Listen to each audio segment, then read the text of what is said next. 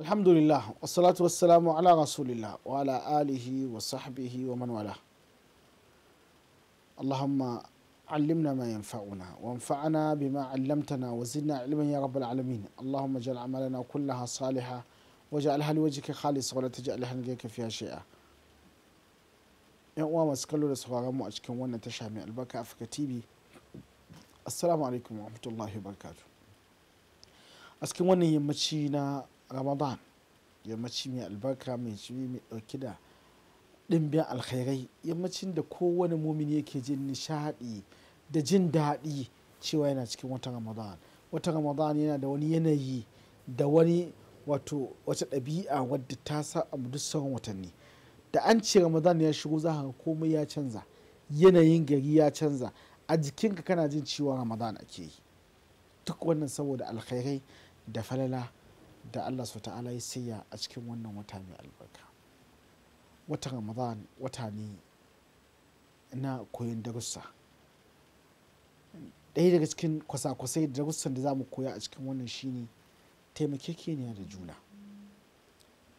Ta'awun, Allah ya ce wa ta'awunu 'alal birri wat taqwa wa la ta'awanu 'alal ithmi wal 'udwan.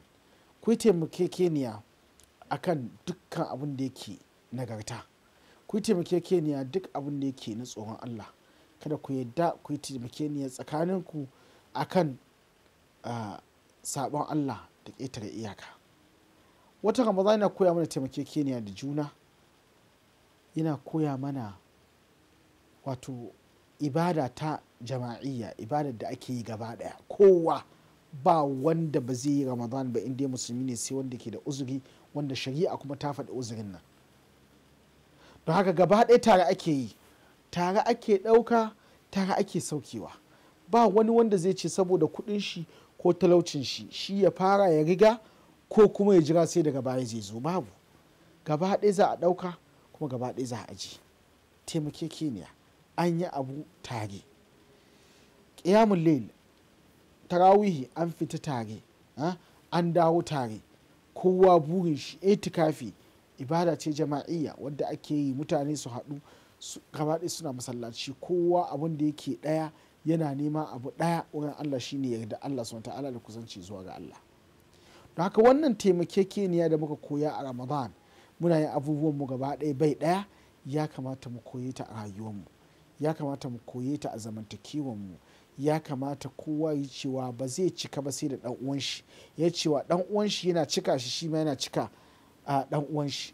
Idan muka samu wannan, za mu yi ayyuka da dama na alkhairi, kamawa daga ciyar da marayun da ke gefen mu, kai ka kawo ni na kawo. Idan aka ce na ɗauki marayun unguwan ba zan iya ba, amma wancan da zai cire 500, wannan ya wuce 500, wannan kowa unguwa su haɗu, duk maraya da zaura wanda ke unguwarsu za su iya ɗauke musu nauyin su ba tare da kowa ya wahala ba. Saboda me? An yi haɗaka, an yi taro, wato an haɗa ƙarfi da ƙarfe, kamar yadda manzon Allah sassan ce mumini da mumini kamar gini ne, sashen shi yana ƙarfafa sashi.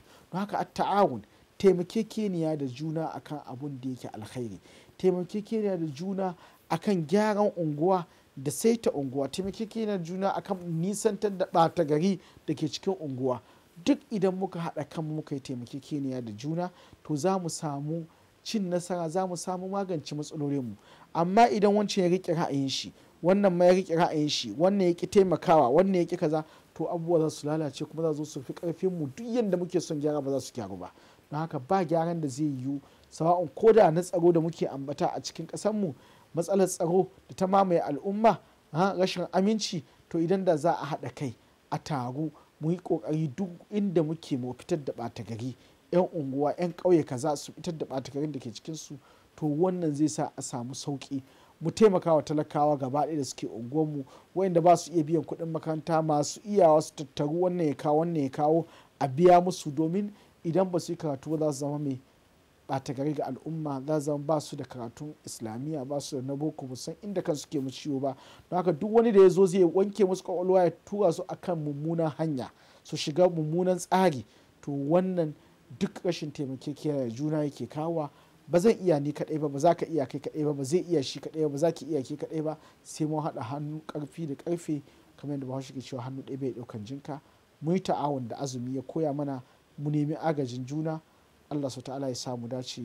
Wassalamu alaikum wa rahmatullahi wa barakatuhu. Shagwa lafiya.